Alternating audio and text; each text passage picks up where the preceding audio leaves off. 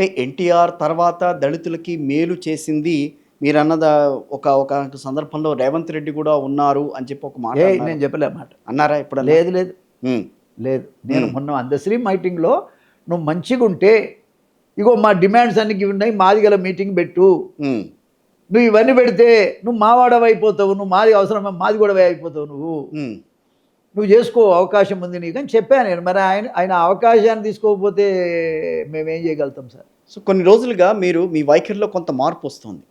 ప్రభుత్వం మీద విమర్శలు ఎక్కువగా అది ఏమీ లేదా?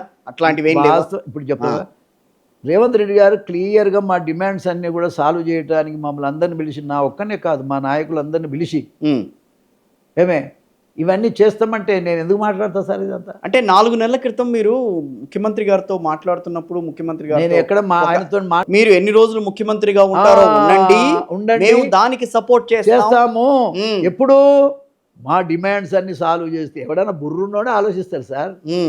మా డిమాండ్స్ అన్ని మాది గల మీటింగ్ పెట్టు, మా ఓడిగా బతుకు, దళిత జాతిగా బతుకు, మాది ఓడిగా బతుకు, నువ్వు రా, నువ్వే మాది కూడా అనుకుంటామని చెప్పాను నేను. కానీ ఆయన అంత దూరం, ఆయనకి ఇన్సల్ట్, నేను మాట్లాడడం ఆయనకి ఇన్సల్ట్ అయిందో ఏమో మరి. ఓకే, ఏది నువ్వు మాది కూడా కమ్మంటే నన్ను మాది కూడా కమ్మంటుండే నరసింహులు గారు.